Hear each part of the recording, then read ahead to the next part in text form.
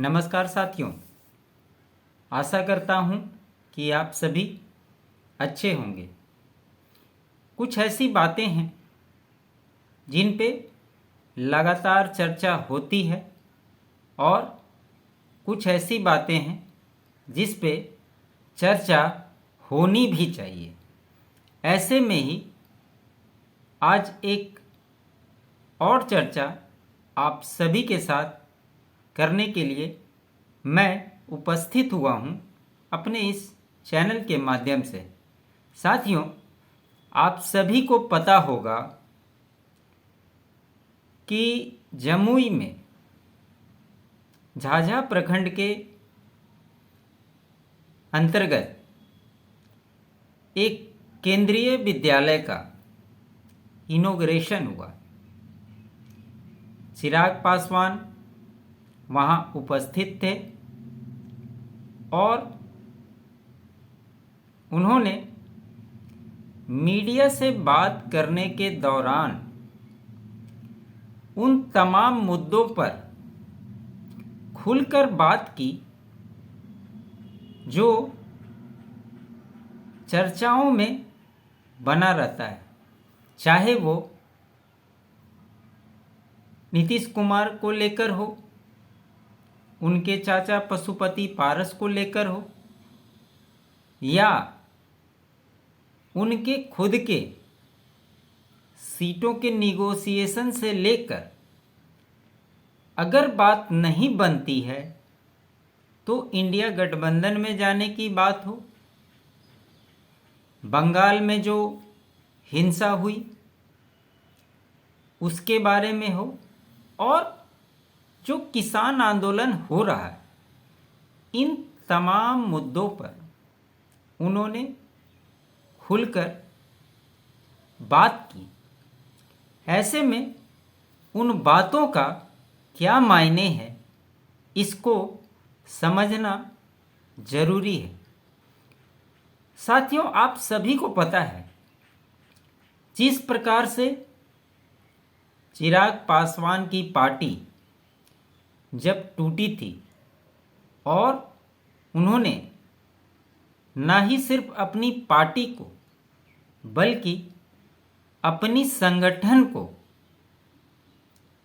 मजबूत करने के लिए बिहार के हर एक जिले, या यूं कहें कि एक एक कोने में वो गए, आम जनता से मिले और उनके मुद्दों को प्रमुखता से उठाया।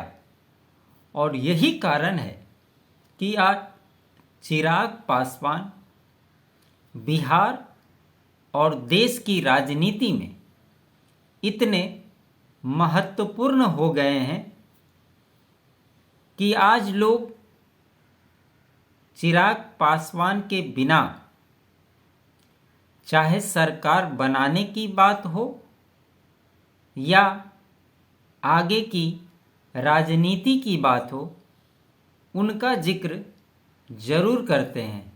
और निश्चित तौर पे जिस प्रकार से एक युवा नेता के रूप में लोगों का जन समर्थन उन्हें मिलता रहा है और मिल रहा है, जिस प्रकार से वो जाति धर्म से ऊपर सभी की बात करते हैं, वो उन्हें एक अच्छे नेता के रूप में स्थापित करता है। ऐसे में कल जब मीडिया से उनकी बात हो रही थी, उसमें उन्होंने, जहाँ पे चर्चा होती थी, आपने अक्सर सुना होगा पशुपति पारस जब भी बयान देते हैं या उनके कोई भी प्रवक्ता लगातार यह बात कहते रहते हैं कि चिराग का संसदीय क्षेत्र जमुई है, तो जमुई से क्यों भाग रहा है। क्या वाकई में चिराग पासवान जमुई से भाग रहे हैं? इसकी पुष्टि कल हो गई।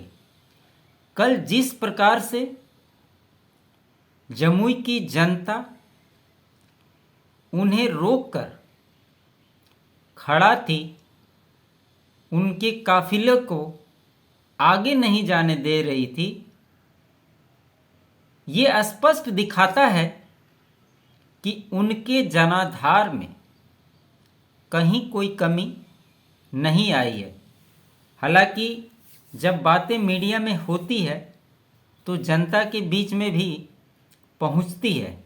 ऐसे में वहाँ की जनता स्पष्ट तौर पे ये कह रही थी कि आप जमुई छोड़कर नहीं जाएं। और चिराग पासवान ने भी अपने बयानों में ये कहा कि जिस प्रकार मेरे पिता की कर्मभूमि हाजीपुर है, वैसे ही जमुई मेरी कर्मभूमि है। मैं नेता के रूप में चुनाव यहाँ से लड़ूं या नहीं लड़ूं, लेकिन जिस प्रकार से पिछले 10 सालों में जमुई से मुझे प्यार मिला है, मैं किसी न किसी रूप में यहाँ से जुड़ा रहूँगा। जब उनसे ये सवाल भी किया गया कि क्या वो जमुई से चुनाव लड़ेंगे, इस पे तो उन्होंने स्पष्ट नहीं किया, लेकिन वो जमुई की जनता के साथ और जमुई के विकास के लिए, चाहे वो मेडिकल कॉलेज की बात हो, रेलवे स्टेशन के पुनरुत्थान की बात हो, फुट ओवर ब्रिज की बात हो, और जमुई में साथियों एक बात आप सभी को मैं बता दूं कि जमुई मेरी भी संसदीय क्षेत्र है। मैं भी उसी कॉन्स्टिट्यूशन से आता हूँ, इसलिए वहाँ के बारे में अच्छे से जानता हूँ कि पिछले 10 सालों में जिस प्रकार से चिराग पासवान वहाँ को लेकर, वहाँ के स्थानीय मुद्दों को लेकर सहज दिखे हैं, इसमें कोई संशय की बात नहीं आती है।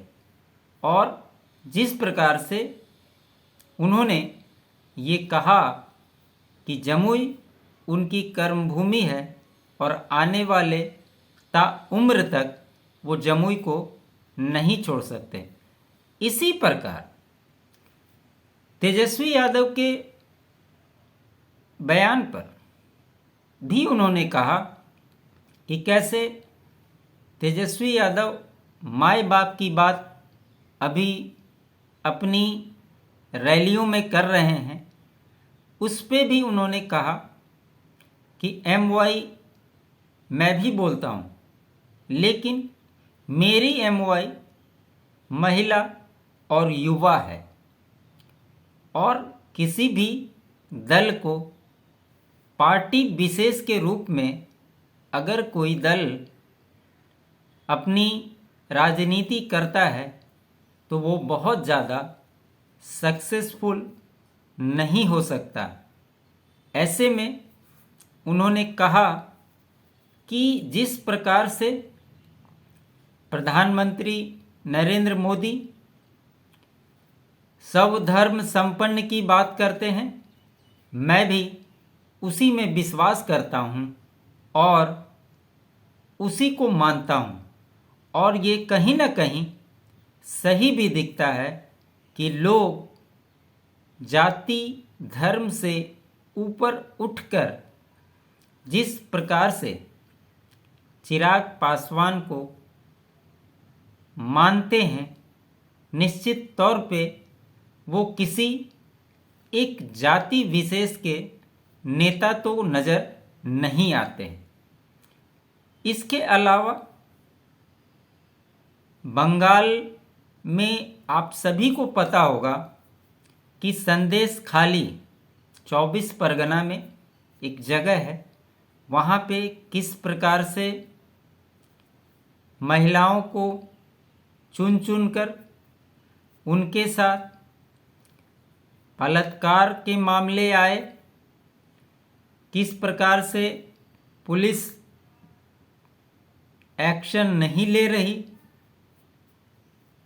अन्य पार्टियों के लोग जो जाना चाहते हैं, मुलाकात करना चाहते हैं, उन्हें मिलने नहीं दिया जा रहा। कोर्ट के आदेश के बाद भाजपा के नेता प्रतिपक्ष बंगाल के शुभेंदु अधिकारी और अन्य नेता वहां जा सके।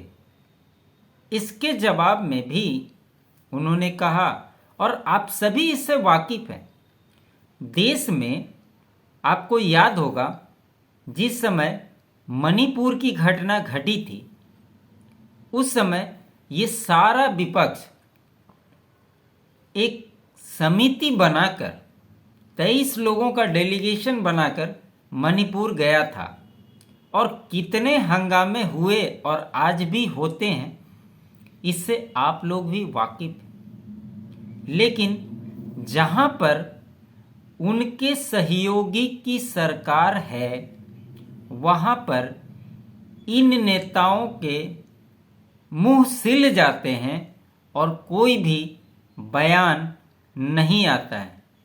ये किस प्रकार की पॉलिटिक्स करते हैं, ये स्पष्ट तौर पे दिखाता है। जबकि अगर समाज की बात होती है तो वो किसी भी दल का नेता हो, उसे न्यूट्रल रहकर और सही को सही और गलत को गलत निश्चित तौर पे कहना चाहिए, चाहे वो सत्ता पक्ष का हो, चाहे वो विपक्ष का हो। लेकिन जिस प्रकार से भारत की राजनीति में इन नेताओं का दोहरा चरित्र सामने आता है, ये बहुत ही निंदनीय है। किसान आंदोलन को लेकर भी आप देख रहे होंगे कि लगातार हरियाणा पंजाब बॉर्डर पे, दिल्ली के चारों तरफ जितने भी बॉर्डर हैं, सभी जगह घुसने की प्रयास लगातार किसान कर रहे हैं। प्रशासन उनको रोकने की प्रयास कर रही है।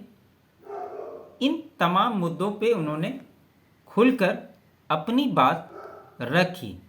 साथ ही साथ उन्होंने इस बात का भी स्पष्ट कर दिया कि हमारी एनडीए के साथ में हम हैं और बहुत हद तक हमारी बातें हो गई है, आगे भी बातें चल रही है। एक प्रकार से उन्होंने INDIA गठबंधन में जाने की अटकलों को विराम दिया।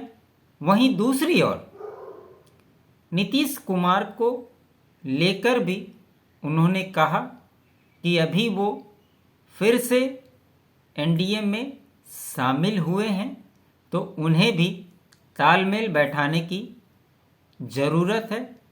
ऐसे में देखना दिलचस्प होगा कि आगे क्या कुछ नया आता है।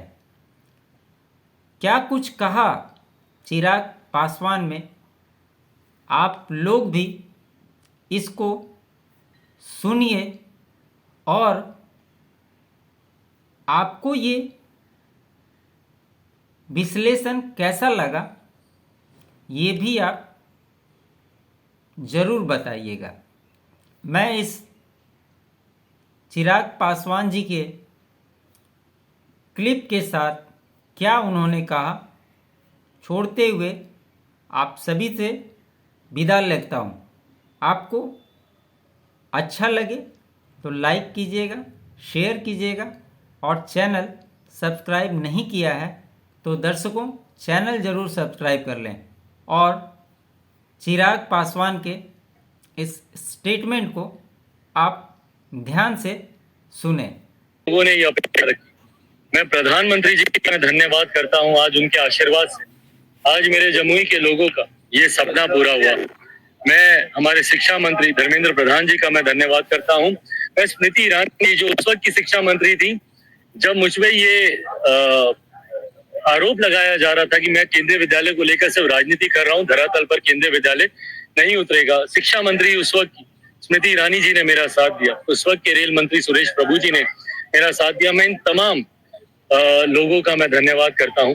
जहां एक तरफ शिक्षा के क्षेत्र में हम लोगों ने केंद्रीय विद्यालय का काम किया, वहीं जल्द मेडिकल कॉलेज जो कि स्वास्थ्य के क्षेत्र में आने वाले पीढ़ियों तक, जब हम लोग एक स्वस्थ जमुई की जब हम लोग बात करेंगे तो उसकी नींव में कहीं ना कहीं वो मेडिकल कॉलेज होगा। यहाँ पे कनेक्टिविटी की बात हो, रेल परियोजना झाझा से लेकर जसीडीह तक जो कि बटिया को जोड़ती हुई जा रही है, पहले चरण में उसका लगभग 450 करोड़ की योजना बटिया को जोड़ने का काम करेगी। चकाई विधानसभा जो पूरी तरीके से कनेक्टिविटी से अछूती थी उसको जोड़ने का काम करेगी। सिमुरतला जमुई रेलवे स्टेशन का मॉडर्नाइजेशन का कार्य हो, फुट ओवर ब्रिजेस यहाँ पे बनाने की बात हो, या यहाँ पे पासपोर्ट ऑफिस खोलने की बात हो, या यहाँ पर FCI ऑफिस लाने की बात हो, या नीडलेस टू से सड़क मार्ग के द्वारा जो कनेक्टिविटी है, ट्रांसफॉर्मर्स 94% जब हम आए थे 2014 में 50% से भी कम गांव यहाँ पे विद्युतीकरण से जुड़े हुए थे। लगभग 94% 94% गांव यहाँ पे विद्युतीकरण से यहाँ पे जुड़े हैं। ये तमाम वही वादे हैं जो मैंने जनता से किए थे। इन 10 सालों में उन वादों को धरातल पर उतारने का मैंने प्रयास किया। जमुई की जनता ने जो प्यार दिया, और आज जिस तरीके से, यकीनन मेरे लिए भी ये भावुक क्षणों में से एक है, क्योंकि मुझे नहीं पता कि आने वाले दिनों में मेरी पार्टी क्या फैसला करती है, मुझे कहां से वो चुनाव लड़ाती है। और आज जिस तरीके से सबकी आंखों में आंसू थे, आज जिस तरीके से सब लोग रास्ता रोक रहे थे कि भैया जमुई को छोड़ के मत जाइएगा, जमुई को छोड़ के मत जाइएगा, मुझे लगता है सबसे बड़ी चीज ये मैंने कमाई, उनका विश्वास, उनका प्यार मैंने कमाया। 14 में मैं जरूर सांसद बनकर आया था, पर 19 से 24 का रिश्ता मेरा उनके साथ एक बेटे का रिश्ता रहा है। और मैंने पहले भी कहा था, युवा अवस्था में आया हूँ, बुजुर्ग बन के जाऊंगा। अब मुझे नहीं पता कि वो सांसद के रूप में होगा या किस रूप में होगा, पर एक बेटा बन के तो मैं जरूर वादा करता हूँ कि जमुई की जनता के साथ अपनी आखिरी सांस तक यहाँ पे इन लोगों के साथ रहूंगा, एक बेटे के रूप में, एक भाई के तौर पर, एक साथी के तौर पर। उम्र भर मेरे वजूद को बनाने वाले जमुई के लोग हैं। आज प्रदेश भर में चिराग पासवान को या बिहार फर्स्ट, बिहारी फर्स्ट को लोग जानते हैं तो सिर्फ और सिर्फ जमुई के लोगों की वजह से। आज जब इनकी आंखों में आंसू देख रहा हूं तो ये बस यही कमाया मैंने। बिल्कुल, ये नहीं आसान ये फैसले। राजनीति एक तरफ है, बट ये फैसले आसान नहीं होते हैं। मुझे नहीं पता आने वाले दिनों में पार्टी क्या पासवान जिंदाबाद जिंदाबाद, रामविलास पासवान जिंदाबाद जिंदाबाद। जैसा लोगों को आज देखा गया कि बुलडोजर से कुछ वर्षा कराई गई, भावुक आप भी हो गए हैं, बहुत सारे कार्यकर्ता को देख रहे हैं, वो भी लोग भावुक। वो चाहेंगे कि आप जमुई से ही चुनाव लड़े। मैंने कहा जमुई मेरी पहचान है, जमुई मेरी कर्म भूमि है। जैसे मेरे नेता की पहचान हाजीपुर था, वैसे ही मेरी पहचान मैं जिंदगी में कहीं भी चला जाऊं, कुछ भी बन जाऊं, पर हमेशा मेरी पहचान सिर्फ और सिर्फ जमुई की वजह से रहेगी। मेरी अस्तित्व का एक एक कण यहाँ का ऋणी है। जब मैं कुछ भी नहीं था तब जमुई के लोगों ने मुझे अपनाया और मुझे इतना मजबूत किया कि घर, परिवार, पार्टी, हर विपरीत परिस्थिति से लड़ते हुए मैंने अपने आप को संभाले रखा, संयमित रखा, सिर्फ और सिर्फ जमुई की जनता के आशीर्वाद से। ऐसे में यकीनन वो लगाव है, वो रिश्ता है। ये मैं सिर्फ एक बेटा होने के नाते अपनी भावनाओं को प्रकट कर रहा हूँ। आने वाले दिनों में राजनीतिक फैसले क्या होंगे मुझे नहीं पता। क्या अलग हटते हैं, थोड़ा सा आपको भी बिहार में नई सरकार बन गई है, मोदी की सरकार बनी है, आप जीवन के हिस्सेदार हैं।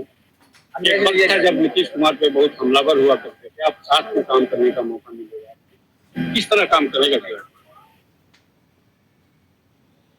गठबंधन में है हम लोग, तो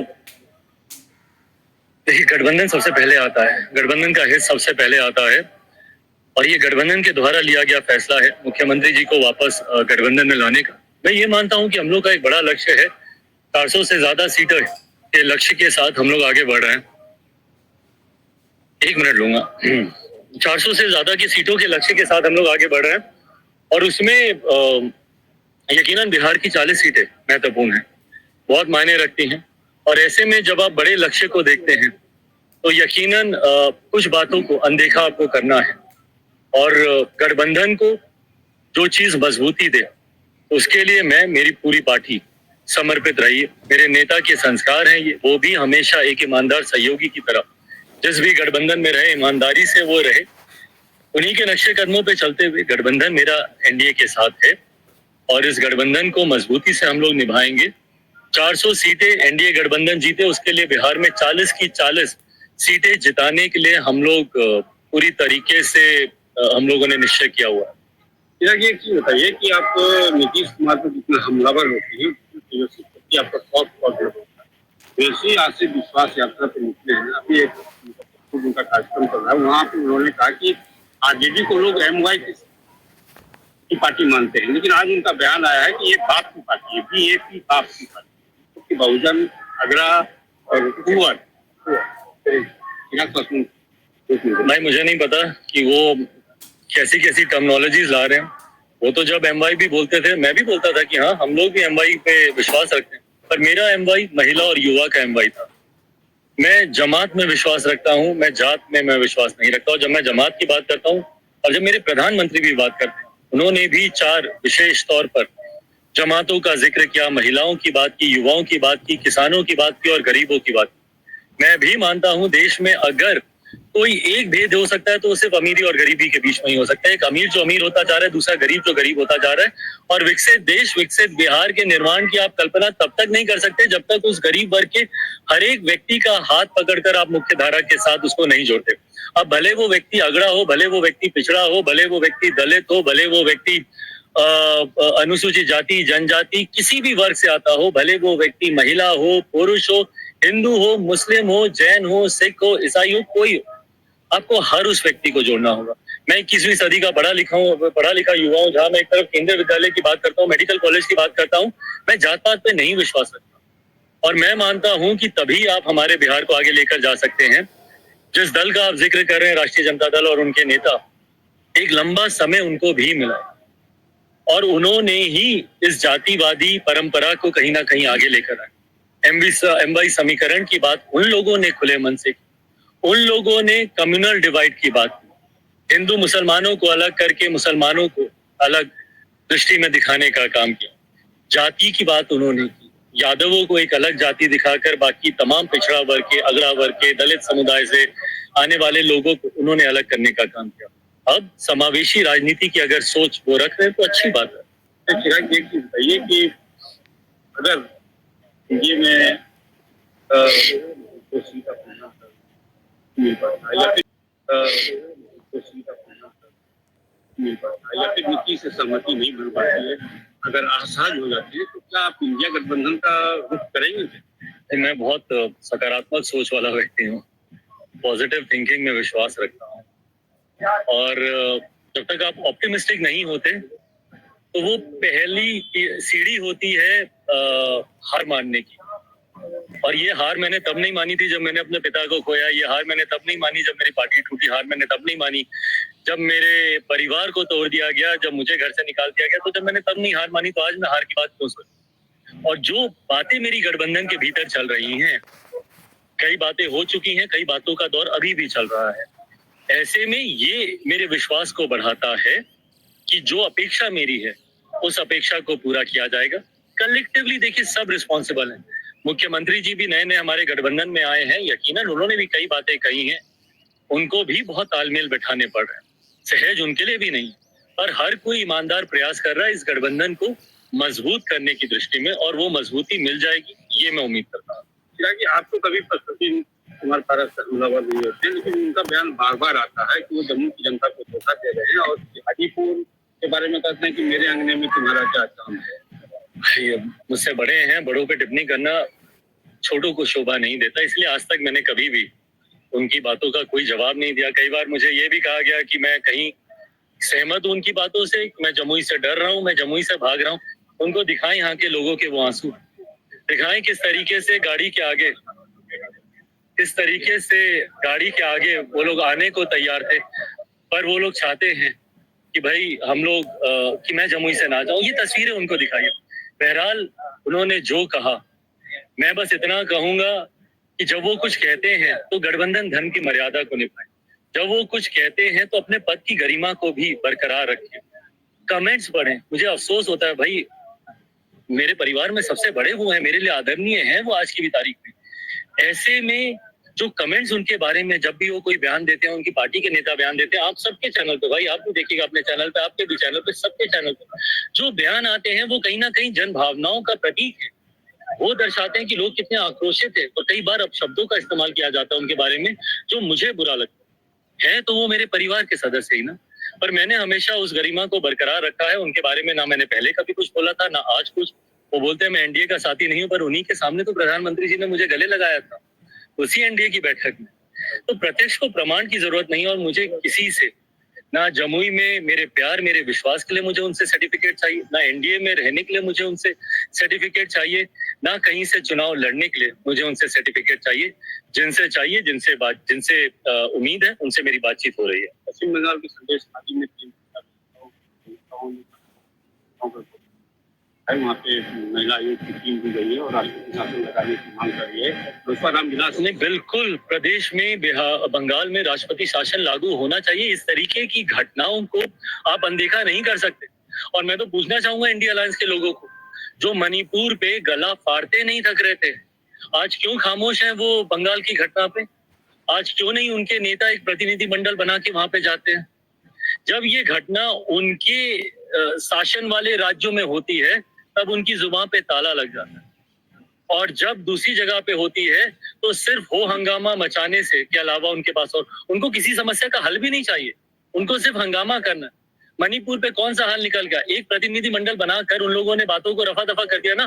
क्यों नहीं आप जाके प्रतिनिधि मंडल वहां पे बैठता है? भाई आपके भी तो नेता विधायक हैं वहां पे, आपका भी तो संगठन है, आप लोग ही काम कर लेते वहां। तो ये इनकी दोहरी नीति को दिखाता है, और यही दोहरी नीति का ये परिचय है जिस तरीके से बंगाल में तमाम लोग खामोश हैं। बंगाल में राष्ट्रपति शासन लगाने के अलावा अब और कोई विकल्प नहीं। आखिरी सवाल किसान हमारे देश की रीढ़ है, अन्नदाता है। किसानों की बातों को सरकार गंभीरता से लेगी। पीछे भी सरकार ने किसानों की बातों का सम्मान किया था, आगे भी सम्मान करेगी, ये मैं विश्वास करता हूं।